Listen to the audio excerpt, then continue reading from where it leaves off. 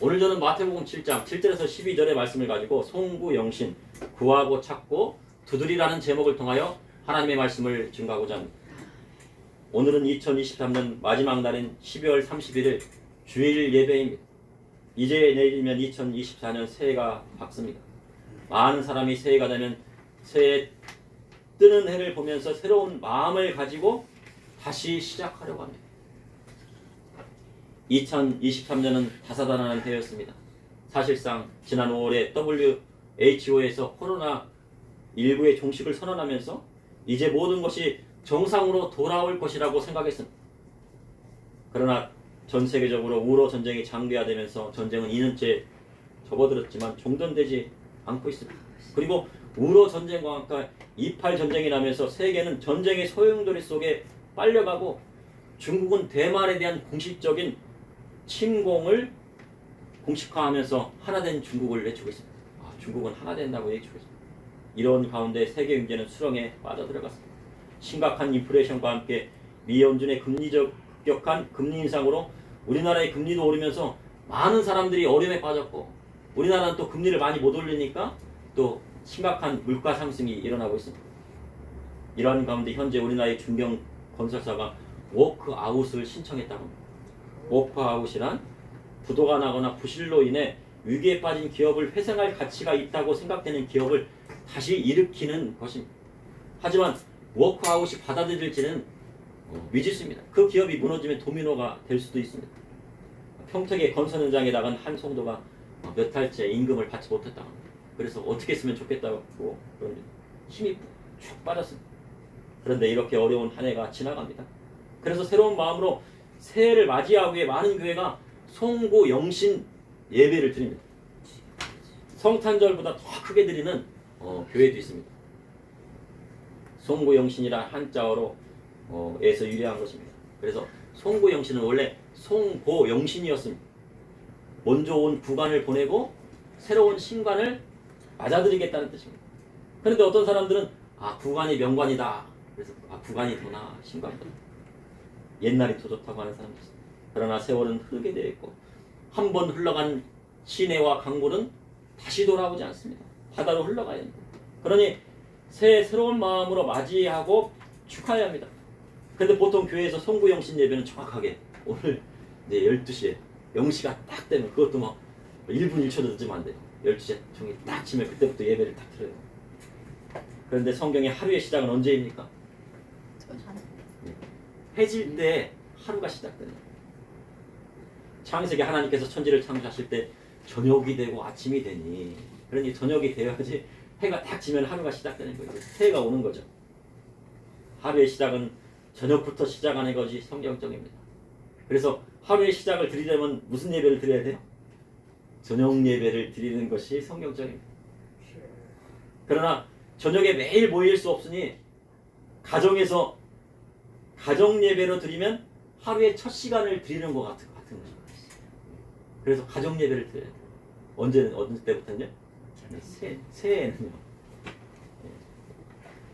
이처럼 하루의 첫 시간을 드린다면 2024년에는 무엇을 첫 시간을 드렸다면요 2024년에는 무엇을 하나님께 드리시겠습니까? 모두 2023년에 하나님의 뜻대로 살지 못했던 것이 있다면 회개하고 2024년에는 꼭 주님 뜻대로 살기를 원하실 것입니다. 오늘 본문을 보니 뭐하라고 써요? 구하고 찾고 두드리라 하셨습니다. 그러니 2023년에 주님 앞에 구하지 못한 것이 있다면 2024년에는 주님 말씀에 따라 구하고 찾고 두드리는 한 해가 되어야 돼요. 아멘. 그럼 하늘 아버지께 무엇을 구해야 할까요? 오늘 여러분과 함께 2023년의 마지막 날을 보내면서 2024년에는 무엇을 구하고 찾고 두드려야 하는지 말씀을 통해 나누고자 합니다. 첫째, 믿음의 성도는 하나님 말씀대로 구할 것을 구해야 됩니다. 하나님 말씀대로 구해야 됩니다. 사람들은 나름대로 2024년에 이루고 싶은 것이 있습니다. 구하는 것이 있습니다. 새해에는 꼭 다이어트에 성공하겠다는 목표를 가지고 기도하는 사람도 있을 것입니다. 하나님 앞에 다가오는 해에 꼭 다이어트를 성공하게 해주세요. 할 수 있습니다. 너무 작습니까? 이와 같이 하나님 앞에 자신의 소원을 기도했다면 먼저 다이어트에 성공할 수 있는 계획을 세우고 그것을 이루기 위해 식단을 조절하고 그 다음 또 뭐 해야 됩니까? 운동해야 됩니다. 하나님 앞에 기도하고 구했으면 그것을 이루기 위해 노력이 필요하다는 것입니다. 학생도 마찬가지입니다. 2020년에는 공부를 잘해서 꼭 대학 가게 해주세요. 기도는 했는데 아무것도 안 하면 안 됩니다. 수학이나 영어를 잘하게 해주세요. 기도했다면 뭐 해야 됩니까? 잘하고 싶은 마음은 앞서지 말고 하나님 앞에 지혜를 구하고 계획을 세우고 조금씩 하나하나 실천해 가는 거예요. 영어 단어 하나부터 외워가지고 이제 영어 단어집을 다 외우는 거죠. 그렇게 실천해 나가는 거예요. 2020년 4년은 건강하게 해주세요. 건강이 얼마나 중요합니까? 강건하게 해주세요. 기도했습니다. 2024년에 강건하기를 구했다면 우선 무엇을 해야 됩니까? 규칙적인 생활을 해야 되는 거죠. 사람은 낮에 일하고 운동하고 밤에는 잠을 자야 건강합니다. 만약 일이 없다 그러면요 소일거리를 만들어서라도 해야 됩니다. 제가 얼마 전에 시골에 갔다 왔더니 어머니가 그러세요. 너무 바쁘다고 하시는 거예요. 겨울인데 뭐가 바쁘십니까? 아유 강아지를 하나 샀는데 그 강아지 밥을 줘야 돼. 고양이가 있는데 고양이 또 집고양이도 있는데 또 그 고양이 밥을 주다 보니까 길고양이들이 막 와가지고 막 밥을 달라고 하는 거예요. 그러니까 그 강아지나 고양이 밥 주는 것도 바쁘다. 그래서요 일이 없으면 소일거리라도 만들어서 해야 됩니다. 그리고 힘든 일을 하는 사람이 있을 수 있습니다. 그 사람들은요 건설 현장이나 아니면 힘을 쓰는 현장에 가는 사람들은 하루에 3끼를 먹어야 힘들지 않고요 그 일을 버틸 수 있습니다. 그러나 힘든 일을 하지 않는다면 하루에 몇 끼 먹어야 돼요? 2끼만 먹어도요 건강하다가 그래서 너무 많이 먹으면 소화가 안 돼요. 힘든 일을 안 하는데 2끼가 어렵다면요 한 끼는 뭐를 해야 돼요? 간식으로 때워요. 도착합니다. 그런데 규칙적인 생활을 하지 않고 먹고 싶은 것을 가리지 않고 야식마저 즐겨게 되면은요 건강은 오지 않는 것입니다. 건강은 무엇보다 무엇이 중요합니까? 우선 지키는 것이 중요한 것입니다. 한번 건강을 잃고 나면 그것을 되찾기란요 아주 어렵기 때문입니다. 만약 건강할 때 몸을 지키지 못하고 질병이 왔다면요 먼저 하나님 앞에 나가서 병 낫기를 기도해야 돼요. 그리고 목사님이나 우리 집사님이나 성도님들께 다 말씀드려가지고 기도해 주세요 해야 되고 합심으로 기도해야 됩니다. 그리고 다시 건강을 회복한 후에는 다시 어떤 생활을 해야 됩니까? 규칙적인 생활을 해야 됩니다. 규칙적인 생활. 또한 아무리 건강한 사람이라도 창세기에 나와 있는 창조의 법칙을 지키지 않으면 건강을 지킬 수가 없습니다. 하나님께서 아담에게 뭐라고 말씀하셨습니까? 땀 흘려 일하여서 그리고 먹을 것은 뭐를 먹으라고 해요? 채소를 먹으라고 하셨어요. 그리고 일주일에 하루는 어떻게 하라고 했습니까? 예. 꼭 쉬어라. 7일 중에 하루는 안식해야 합니다. 안식한다는 것은 자기만 쉬는 것이 아니라 가족이 모두 쉬게 해야 돼요. 집에 딱 와서요 일주일에 하루는요 아무런 감속받지 않고 푹 쉬어야 돼요. 그리고 회사의 사장님이라면요 직원들에게 하루는 푹 쉴 수 있도록 배려해 주어야 하나님께서 사업자에게 복을 주시는 것입니다. 1년 365일 하루도 쉬지 않고 일하면요 돈을 많이 벌을 것 같지만 나중에 수명이 단축되고 건강을 잃을 뿐만 아니라 하나님께서 축복을 주시지 않는 것입니다. 가정으로 가족들에게 하루를 푹 쉴 수 있도록 배려해 줘야 됩니다. 기업의 사장님으로 쉬는 날에요 직원들을 불러다가 야 오늘 회식할 테니까 맛있는 거 사줄게 나와. 아니면 오늘 등산 가자. 아니면 야 오늘 골프 쳐야 돼.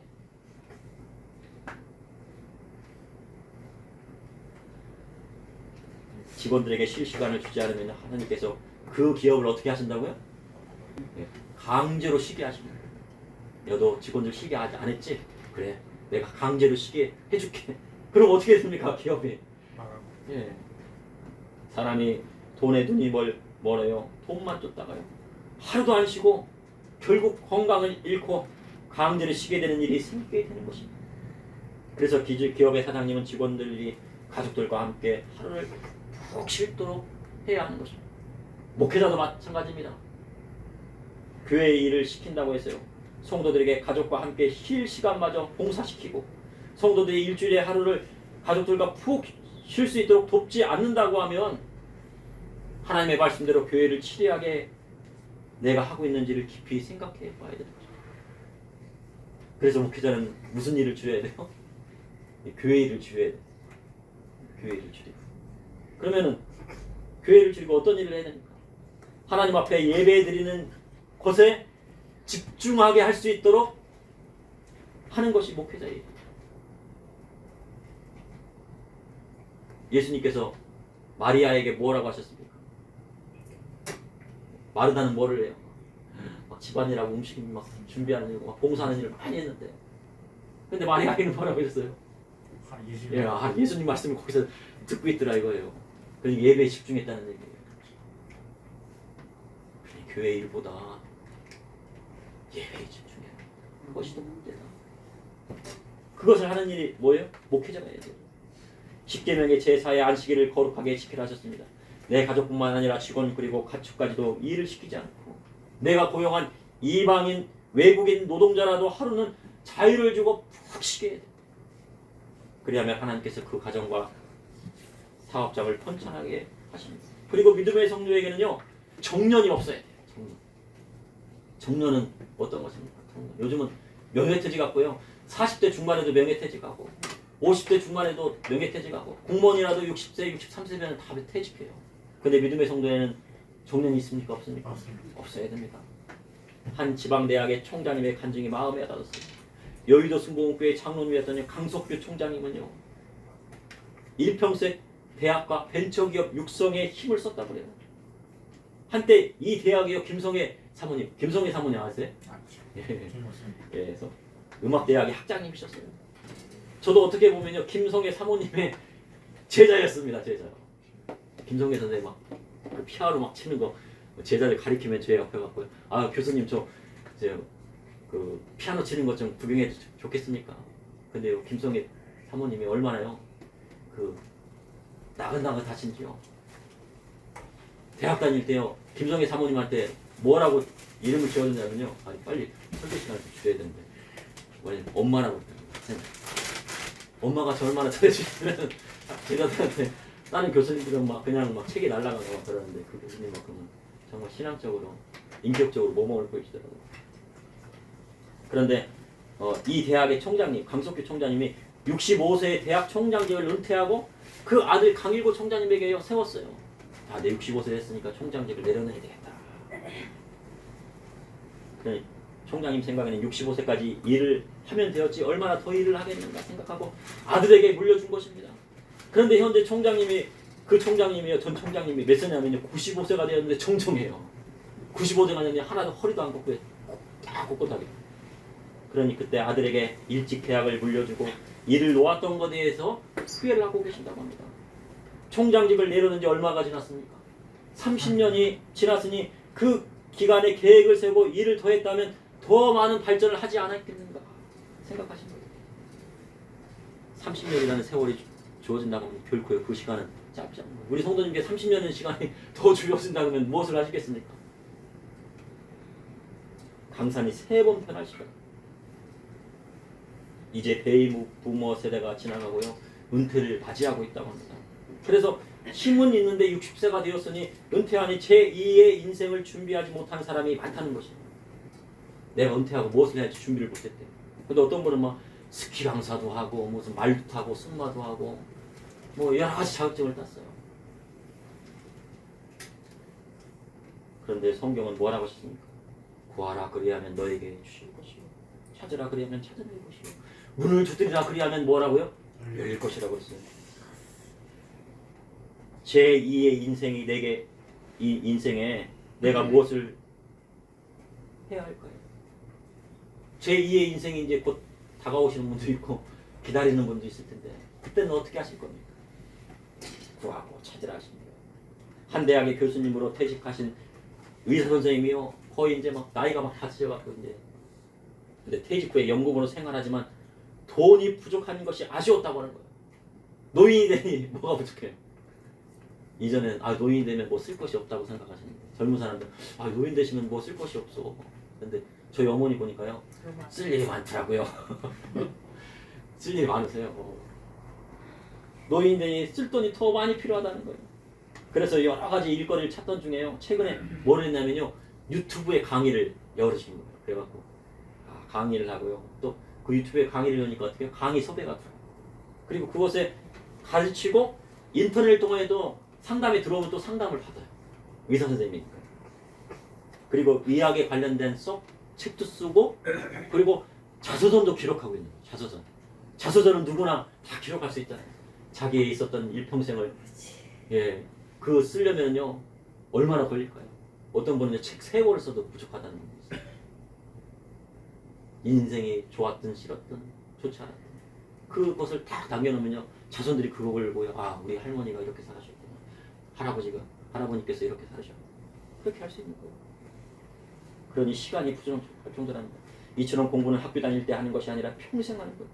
세상에 우리가 알지 못하는 것이 너무나도 많습니다. 그래서 인생은 몇 모작이라고요? 이모작이다 라는 말을 하고 있는 것이죠. 유대인들은요 자녀들에게 가르칠 때 평생 공부할 것을 가르친다고 합니다. 성경에 모세는 80에 인생에 은퇴할 나이에요. 이스라엘 자손을 이끌고 출애굽하였습니다. 그리고 몇 년을 더 살았어요? 40년을 살았어요. 근데 120세 살았는데 눈이 흐렸습니까? 정신이 흐렸습니까? 근데 하나님께서 데려갔어요.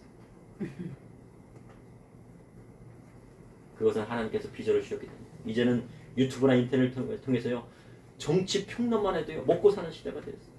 세상에 무엇이 옳고 그름을 판단해 주면 되는 거예요. 근데 그런 판단을 누가 하시는 거예요? 하나님께서 하시는 거예요. 그런 판단은요 연세가 많으신 어르신들이 해 주셔야 돼요. 그래야 젊은 세대들이 그거를 보고 배우는 거예요. 그럼 어린 세대가 앞으로 정년 없이 일하려면 얼마만큼 공부해야 한다고 가르쳐야 됩니까? 기본 박사까지는 해야 스스로 공부할 수 있고 다른 사람이 못할 정도로 학식을 가지고 정년 없이 일하게 되는 것입니다. 그리고 신학은 나이가 들어서 해야 됩니다. 인생에 있어야 많은 것을 배우고 다니엘처럼 세상의 모든 학문을 다 배우고 난 다음에 신학하고 목회자로 헌신해도 좋은 것입니다. 이제 시대가 변했습니다. 새로운 패러다임으로 시대가 바뀌고 있어요. 그래서 먼저 2024년에는 무엇을 구해야 됩니까? 건강을 구해야 됩니다. 건강하셔야 돼요. 건강해야 일도 하고 돈도 벌 수가 있고요. 새로운 인생을 살 수 있는 것입니다. 그리고 새해에는 주 안에서 행복한 가정을 이루기 위해 노력하는 것도 중요합니다. 가족에게 더 신경 써야 돼요. 형제 자매에게 더 신경 써요. 교회에 신경 쓰지 말고 교회는 뭐에 집중하시라고요? 예배에 집중하고 교회에 떠나서는 가족에 더 신경 쓰고 가정 예배 드리고 그러면 하나님의 축복이 그 사람 가운데 임하게 되는 것입니다. 둘째, 주님 말씀대로 하늘의 지혜를 구하고 찾으라 하셨습니다. 현재 전 세계에서 세계적인 위기가 오고 있다고 합니다. 주위에 가보시면 빈상가가 늘어나고 있어요. 이웃나라 중국은요 청년 2명 중에 1명이 직장을 구하지 못했다는 이야기가 있습니다. 근데 그 청년들이요 뭐 대학을 공부 안 한 사람이에요. 대학은 나오고 석사까지 한 사람이에요. 근데 중국 사람 청년들 2명 중에 1명은 취업을 못해요. 고학력을 갖춘 청년들이라고 합니다. 우리나라도 마찬가지입니다. 청년들이 일자리를 구하지 못했다고요. 청년들이 일할 곳이 없는 것이 아니라 양질의 일자리가 없다는 것입니다. 그런데 현재 전 세계는요 4차 산업혁명 시대로 전환되고 있어요. 자동차 공장마다 사람들이 자동차를 조립하는 것이 아니라 전 자동 시스템으로요 그냥 탁탁 집어넣어요. 냉장고도 사람 필요 없어요. 포장까지 딱 끝납니다. 한번 들어가면. 그리고 테슬라에서는 사람과 같은 직립 보행을 하는 로봇이 막 다니면서 자동차를 막 만들고 있어요. 근데 이제 사고가 나죠. 사람 중에는 미국의 패권이 오래가지 못할 것이라고 말하는 사람도 있어요. 그러나 미국의 패권은 오래 가겠습니까? 오래가지 못합니다. 한 300~400년은 더 갈 겁니다. 왜요? 하나님 말씀대로 나아가는 나라마다 전 세계를 아우르는 힘이 생기기 때문이에요. 미국이요. 교회가 아마 쪼그라드는 데도 있지만요. 또 하나님 말씀대로 나아가자는 곳도 많아요. 그럼 북한은 한순간에 어떻게 될 것 같아요? 망하게 될 수도 있어요. 근데 북한이 망하게 되면 어떻게 됩니까? 그곳에 큰 부흥이 일어나. 우리 성도님들 할 일이 많아요. 왜냐하면요, 북한에 악이 가득하고요. 하기 때문에 결국 하나님의 심판을 받게 돼 있어요. 그래서 앞으로는요, 뭐를 해야 됩니까? 영어를 하지 않으면 안 되는 시대가 되었어요.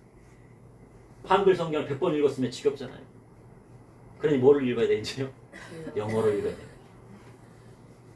아, 그러면 영어로 읽다가 지치면 어떻게 돼요? 특히 신학을 하시는 분들은 헬라어로 읽어야 돼요. 헬라어로 읽다가 지치면 어떻게 돼요? 히브리어로 읽으셔야 됩니다. 그런데 이제는요, 뭐부터 시작하라고요? 영어부터 시작하죠. 하지만 우리나라 사람들 대부분 뭐 하려고 영어해요? 대학 가려고요. 수능 보려고요. 그래서 정작 수능이 끝나면 대학 가면요, 영어를 등한히 하고요. 대학생이라도 영어 해가 안 되어서 외국 사람을 피한다고요. 저도 그렇습니다. 그래서 저한테 하는 이 설교예요. 앞으로 이 시대는 대학이나 대학원을 나왔다고 취직이 되는 시대가 아니에요.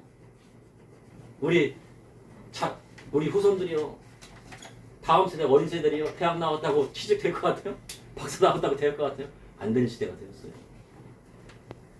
유대인들은 자녀가 만 14세가 되면 성년식을 크게 치러줘요.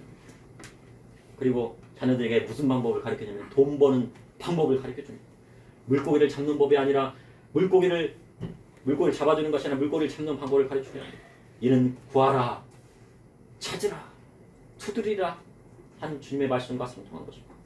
그래서 유대인들은 성년식 때요, 후원금이 들어오는데, 친척들한테 후원금이 들어오는데 그 금액이 얼마 정도냐면 1억 정도가 된다고 해요. 그럼 그 2억 정도를 가지고 와서 그 돈을 가지고 집 사고 땅 사고 그런 게 아니고 사업 아이템을 가지고 사업을 시작하는 거예요. 우리는 보통 결혼식 때 돈이 많이 들어오면 뭐 합니까?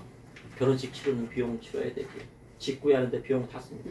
그런데 유대인들은 성년식 때 사업을 자금을 마련하고 새로운 사업을 시작하는 거예요. 그러니 우리와 다른 것입니다. 앞으로 이 시대는 글로벌 비즈니스 사업을 해야 되는 시대예요. 옛날에 글로벌 비즈니스는 누가 했습니까? 대기업이나 중소기업에 누가 했어요? 영업부장들이 했어요. 영업부에서 했어요. 영업은 거기서 했거든요. 근데 지금은 누가 해야 돼? 개인이 해야 되는 거예요. 내 상에 둘린 어린 자녀들은 뭐라고요? 어린 감람나무인데 그 감람나무 하나가 커지면 어떻게 하면 한 기업을 이루는 거예요. 개인이 해야 된다는 사업을. 한 사람 한 사람이 기업입니다. 그것을 성경에 기록하고 있어요. 그리하려면 뭐 해야 돼? 영어에 능숙해야 글로벌 비즈니스를 하는 것입니다. 이는 각 사람이 글로벌 인재가 되어야 한다는 뜻입니다. 우리나라에서요, 경쟁하는 것이 아니라 전 세계로 나가서 경쟁해야 하는 시대가 되었습니다. 우리나라에서 경쟁해야 할 비전이 없어요. 그리고 전 세계에 나가 사업하면서 그리스도의 복음의 말씀을 또 전하는 거예요. 네. 선교사들이 지금 다 들어오고 있습니다. 선교를 못 하고 있어요. 중국 가면요, 성경을 막 불태우고요, 성경 못 팔배가고 선교사라고 잡아다가요, 뭐 간첩이라고 막 집어넣고 그런다. 지금 그래요. 그 중국이 망하게 생겼어요. 안 망해요. 망하죠. 그래야 주님 말씀과도 상통하는 것입니다. 그래야하면 먼저 뭘 해야 됩니까? 영어를 해야 되는데 영어 성경을 읽어야 돼요. 영어 성경. 최근 샌프란시스코에서 바이든과 시진핑이 만났다고 합니다. 그러면서 시진핑이 한 말이 뭐냐면요, 중국은 뭐라고요? 하나된 중국이다. 대만을 통일화시키겠다. 몇 년 안에? 보통 7년 안에 시키겠다고 해요. 전쟁 한 대겠다는 얘기.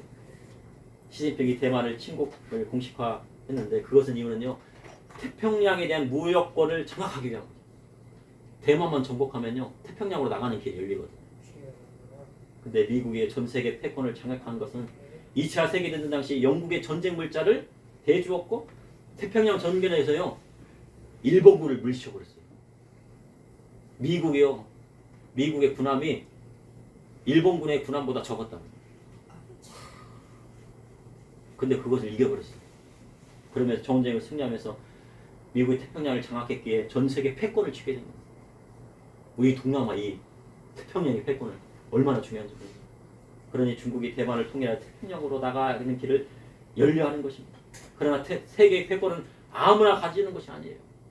세계의 패권은 하나님이 허락하셔야 돼요.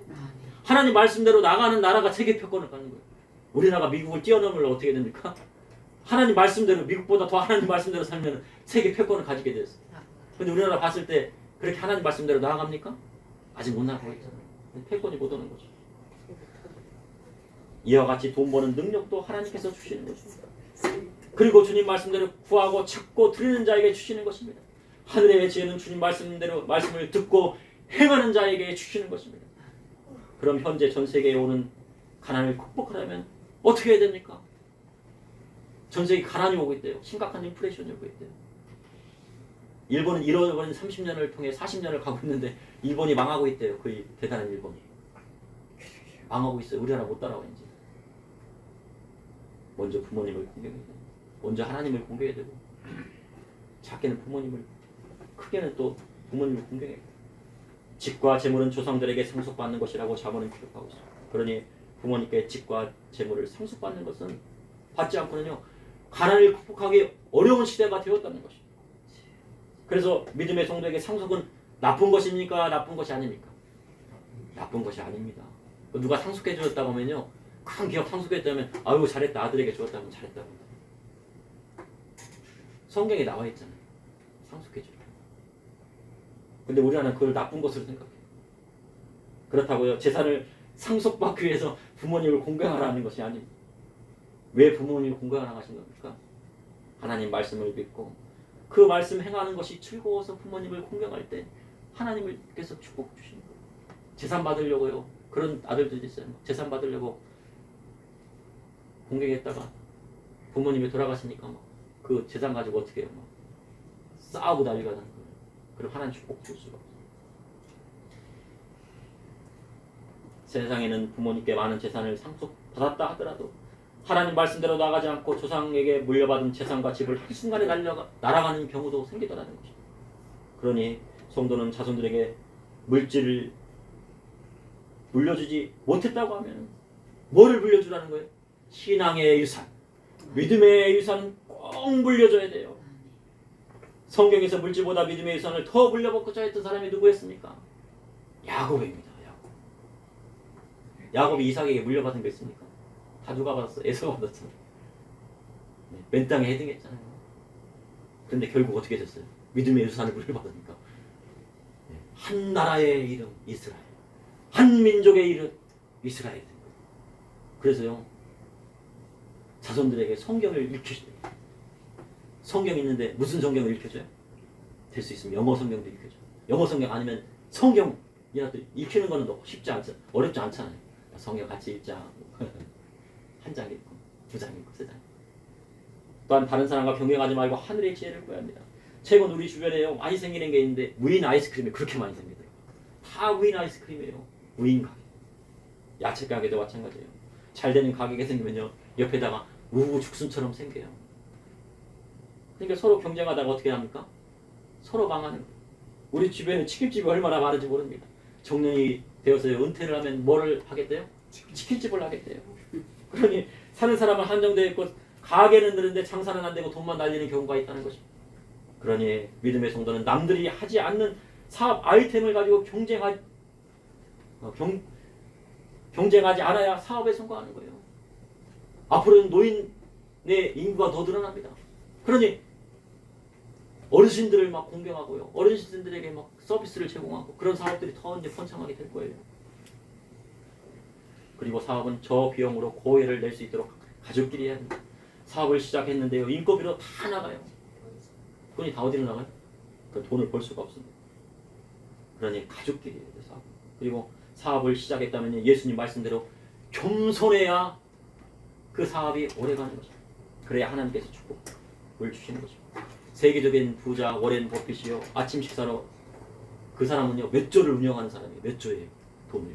아침 식사가 뭐냐면요. 지난번에 말씀드렸지만 맥도날드에서요.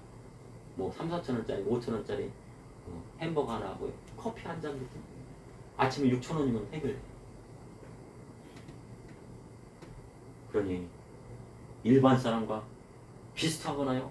못합니다. 저거로 아침에 햄버거하고 저기 먹으라고 하면 못 먹을 것 같아요. 매일같이. 그는 알고 있어요. 워렌 버핏은. 사업을 크게 할수록 겸손해야 한다는 것을 알고 있어요. 이는 성경의 근거입니다. 야구 선수들 300원 이상의 돈을 모았더니 조선의 4번 타자 아시죠? 조선의 4번 타자. 그런데 한 달 생활비가요. 자기가 3억을 모았는데 자기 생활비를 얼마나 쓰냐면요. 300만 원을 쓰는 거예요. 그 이상은 못 쓰고. 3억인데 3억에 몇 퍼센트를 쓰는 겁니까? 이자보다도 못한 걸 돈을 쓰고 있어요. 이는 겸손하기 때문에. 4인 가구가 200만 원, 300만 원 정도로 살아간다면 부자가 되어도 똑같이 해야 된다.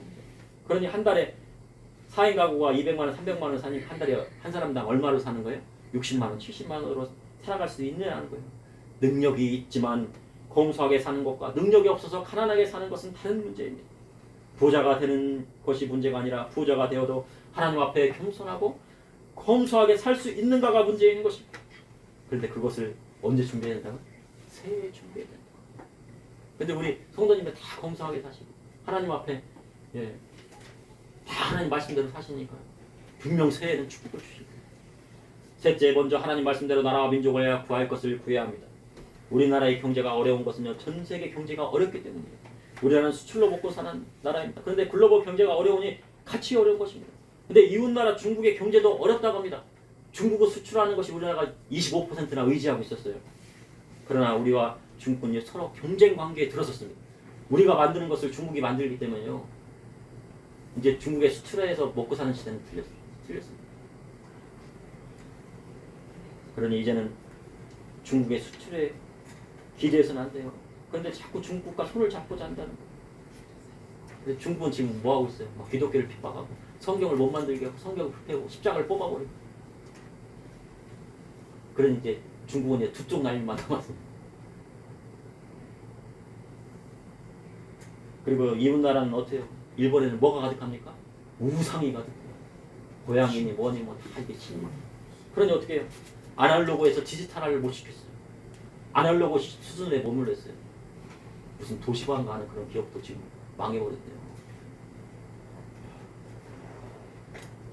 발전 가능성이 없다고 전문가들은 말해요. 이제 일본이 우리나라를 따라올 수 없을 정도. 그런데 우리나라는 반도체, 자동차, 조선업 등 많은 분야에서 강국에 들었습니다. 전투기나 장갑차까지 수출하고 있습니다. 발전 가능성이 무궁합니다. 그리고 AI나 로봇 시대가 벌써 이루어졌는데 그것을 섬점하고 있다고 해요. 이제 세계 경제만 회복되면 가장 먼저 일어날 나라가 바로 우리나라입니다. 그런데 한 가지 부족한 것이 있어요. 그것이 뭡니까? 정치적인 불안 요소입니다. 최근 국방장관이 말을 했다고 합니다. 이전에 육사생도라고 하면 육사는 어디 있습니까? 육군 사관학교잖아요. 뭐 대위나 뭐 소위나 뭐 이런 사람 만드는 데잖아요. 장교를 만드는. 그런데 육사생도에 이전에요. 육사생도의 70%가 6.25 전쟁에 대한 교육을 제대로 받지 못했다는 거예요. 그러니까 6.25가 왜 났는지 수업 시간에, 그리고 왜 전쟁을 해야 됐는지를 안 가르쳤다는 얘기예요. 그리고 북한이 쳐들어와도 어떠한 대처를 해야 하는지 전략도 안 가르쳤어요. 그러니까 북한이 막 쳐들어오면요 어떻게 해요? 어떤 전략을 써서 어떻게 막아야 되고 어떻게 맞아야 되는데 그걸 안 가르쳤다는 거예요. 육사생도들한테. 근데 그건 제 말이 아니고 국방장관이 하는 얘기예요 지금. 그러니까 이제 북한은 적이 아니에요. 국방백서에 북한은 적은 아니다라고 뭐 그런 얘기도 하는 얘기예요. 적이라는 걸 빼버려요. 북한이 적이 아닙니까? 적입니까? 적이 아닙니까? 저기요. 예? 적이에요? 근데 적이 아닌 것처럼 가르쳤다는 거예요. 그리고요 육군 사관생도들이 유격 훈련이나 공수 훈련도 지난 몇 년간 못 받게 했다고 증언해요. 누가 한 얘기예요? 국방장관이에요. 국방장관이 잘 알 거 아니에요. 저는요 군대 갈 때 유격훈련을 했어요. 막. 유격훈련 각계 전투 딱 해갖고 철망이 돼갖고 이렇게 막 했단 말이에요. 근데 그리고 공수훈련 막 공수특공대 막 비행기에서 막 떨어지면서 막 해갖고 침투작전. 병사들을 이끌어야 할 장교가 그동안 기본적인 교육도 제대로 받지 못했다고요. 한탄을 하고 있어요. 그러니 북한이 쳐들어오면 누구를 믿고 싸우겠습니까? 그리고 군인들의 명예를 지켜주지 않으니 군인들이 무슨 힘을 싸워요? 군인들은 뭘로 싸우는 거예요? 명예 때문에 싸우는 겁니다. 군인의 명예가 한번 실추되면요 그것으로 끝이에요. 명예가 중요합니다. 병사들이 왜 싸워요? 돈 조금 받고요. 다른 사람들은 지금 막 대기업 가면은 막 몇천만 원 버는데 이제 1년 6개월 정도 가면 이제 2천만 원 정도 모아서 이제 할 수 있도록 터졌다고 그래요. 잘한 일이에요. 병사들의 사기를 위해서 잘 된 것입니다. 그런데 이제 저출산의 위기로 군대가 청년도 없어요. 새해는 그리스도인이 자녀를 많이 낳아야 나라도 있는 것입니다. 그리고 성도는 정치인에게 하나님 말씀대로 말할 수 있어야 믿음의 사람인 것입니다. 믿음 있는 성도라면요, 정부가 큰 정부를 하려고 하면은 정부의 규모를 축소하고 세금을 좀 적게 걷고 좀 타이트하게 해갖고 나라의 빚을 줄여라고 말해야 돼. 지금 나라 빚이 얼마라고요? 6천조라고 하는 거예요. 6천조. 나라 빚은 1,000조인데 1,000조가 넘어요. 세금을 많이 걷어서 돈을 펑펑 쓰고 부채는 더 들어가요. 있었던 공공기관들이요, 하루가 멀다고 매일 공사해요. 1년 360일 공사해. 왜요? 뭐 하려고? 세금 쓰려고. 가난한 사람들 위해서 쓰는 건 괜찮아요. 근데 공공기관도 있었던 것을 저기 구청이라는데 가보세요. 얼마나 의리의리한지. 왜 의리의리해야 돼? 얼마나 잘 지었는지. 그러니 공무원도 줄이고 국회의원도 줄여야 한다고 왜 줄여요? 성경은 하나님의 심판이 어디서부터 시작되었습니까? 권력자들이 세금을 많이 걷는 데서부터 시작한 것입니다. 그들이 세금을 걷어 마음대로 펑펑 씁니다. 조선 말기에 왜 조선이 망합니까? 세금과 군역과 환곡으로 백성들이 살아갈 수 없을 정도로요. 피죽을 못 먹고요. 무슨 드라마에 보니까 사실인지 아닌지는 모르겠는데 피죽도 먹고 소나무 껍질 벗겨 먹고 있는데 군포를 3필이나 내라보니까 어떻게 되냐 그러더라고요. 드라마에 보니까 그것이 사실인지 아닌지 혹은지는 모르겠지만 남미 아르헨티나는 전체 인구의 7.4%가 공무원이라고 합니다. 그러니 거대 정부예요. 세금으로 먹고 사람이 많은 것입니다. 나라가 아버지 할 일을 대신해 주겠다고 하면 좋은 것 같지만요, 거대 정부가 나오면 나라의 경제는 엉망이 되고 많은 사람이 어려움에 처하게 되어 있습니다. 열심히 매달 세금으로 다 걷어간다면요, 세상에 일할 사람이 어디에 있겠습니까?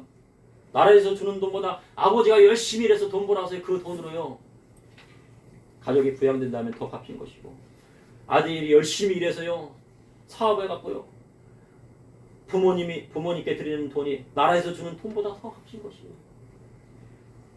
나라가 어려워진 가장 어려움을 겪는 것은 누구입니까? 가난한 국민이에요. 국민 중에서도요, 부자 국민보다 가난한 국민. 나라가 망하면 복지도 없는 거예요. 나라가 6천조의 빚을 못 갚고요 그냥 굳어남은 뭐가 되는 거예요? 복지도 없는 겁니다. 공무원도 다 잘라요. 그러니 돈을 더 주겠다는 정치인보다 나라를 위한 사람을 뽑아야 돼요. 그러니 믿음의 성도는요, 언론 활동을 통해서 그것이 잘못되다고 외칠 수 있어야 됩니다. 아멘. 그것은 부자들이 외치는 것이 아니라, 부자들이 외치면 부자들 세금 안 내려고 그러는 거야. 근데 가난한 성도가 외치면 뭐예요? 정말 나라를 위해서 외치는구나. 가난한 성도가 세금 더 걷지 말라고 하면은 세금 더 걷으면 누가 좋아요? 저 같은 사람이 더 좋잖아요. 근데 세금 더 걷지 말라 하면은 정말 나라를 위해서 하는 것이 나는 외침이 그런 거예요. 나라는 부자가 살리는 것이 아니라 가난한 성도가 살리는 거예요. 코로나 시절 교회가 얼마나 신앙생활에 제약을 받고 예배드리는 자유를 얻지 못했습니까? 어떤 사람이 정치에 따라서 종교의 자유가 침해받을 수도 있고 받지 않을 수도 있는 것이에요.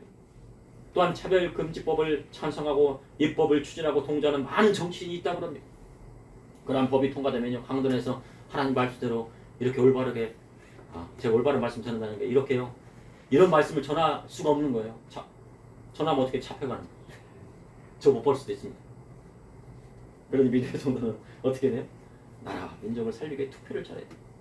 성도님들이 표 하나가 나라를 살릴 수도 있고 나라를 나락으로 빠뜨릴 수도 있는 것입니다. 현재요, 동성애와 만약으로 물든 캘리포니아주는 샌프란시스코에서 기업들이요 지금 탈출로 쉬려고. 우리는 샌프란시스코에서 못하겠다 해요. 그래서 어디로 가요? 텍사스로 가는데, 기업들이 샌프란시스코에 있는 기업들이 다 어떻게 해요? 세금으로 다 뜯겨가는 거예요. 그 세금은 어디가 씁니까? 샌프란시스코, 캘리포니아는요 한류 문화가 있는요 동성애와요 그 음란 문화가 있는 곳이에요. 그것에 다 쓰는 거예요. 그래 마약이 얼마나 많은지 사람이 길거리에 6만 명, 몇만 명 도시물을 다 장하겠대. 그 사람들을 치료하는 데 쓰고 있어요. 세금.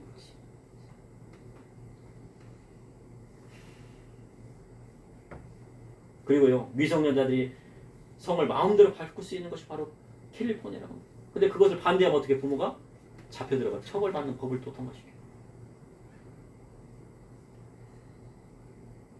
그러니 그곳을 떠나야지 기업이 되는 거예요. 우리나라 기업들이요, 막 저 삼성 같은 기업은 미국으로 막 자꾸 오라고 그럽니다. 야, 우리가 잘해줄게, 세금 적해줄게, 세금 안 내줄게. 그래서 공장세. 삼성이 우리나라 25%를 장악하고 있어요. 경제. 지금. 그런데 그 삼성 하나가 미국으로 간다고 하면 야, 잘해줄게 막. 총수가 막 결정하면 되잖아요. 근데 기업을 잘 할 수 있도록 해줘야 돼요. 그래야지 세금도 받는 거죠. 최근에 야구 선수가 샌프란시스코와 1,000억대의 계약을 했는데 경제학자는 그 중에 1,000억대 중에 70%는 세금으로 가져가게 될 것이라고 합니다. 근데 그 세금으로 동성애를 지지하는 데 쓰고 마약 환자 치료하는 데 들어간다고. 그런데 텍사스는 어떻게 해요? 텍사스 하면 뭐 카우보이로 생각하잖아요. 이렇게 쓰고 막 양치고 목도치고. 근데 거기는 하나님 말씀대로 나. 그러니 하나님께서 텍사스를 부흥시키시는 것입니다. 사람도 이동하고 기업도 이동하고. 그러니 믿음의 성도는 세상 편에 서는 것이 아니라 하나님 편에 서야 하는 것입니다. 마태복음 7장 12절에 그러므로 무엇이든지 남에게 대접받고자 하는 대로 너희도 남을 대접하라. 이것이 율법이고 선지자니라. 2024년대는 믿음의 성도에게 성도는 왜 구하고 찾고 두드려야 합니까? 왜 자꾸 구하고 두드리라고 했어요? 구하고 찾고 두드리라. 왜 그러셨어요? 왜 그러셨습니까? 네, 맞습니다. 그 하나님 뜻이 뭐예요? 다 같이 12절의 말씀诵독하시겠습니다. 그 뜻이 뭔? 12절의 말씀입니다. 그러므로 무엇이든지 남에게 대접받고자 하는 대로 너희도 남을 대접하라. 이것이 율법이요 선지자니라. 그래서 구하라고 하신 거예요. 예수님의 가르칠 때 다른 사람의 영혼을 구하기 위해 구하고 찾고 드리는 것이죠. 그것이 오늘 주님 가르치신 말씀입니다. 앞으로 시대는 AI가 사회 전 분야를 파고드는 시대입니다. 그래서 고소득 고학력 전문가의 전문직일수록 AI로 대체되는 시대가 왔습니다. 의사, 변호사, 교사, 간호사, 사자 들어가는 지하부는 다 AI로 대체될 것이라고 그래요. 그런데 AI로 대체되지 않는 것이 있는데 그것이 뭐냐면요. 성악가. 성악가는 막 감정을 가지고 노래를 해서 청원 경찰들은 로봇은 막 사람 죽일 수도 있잖아요. 프로그램 잘못되면. 근데 사람을 믿을 수가 있잖아요. 그러니까 그 다음에 성직자.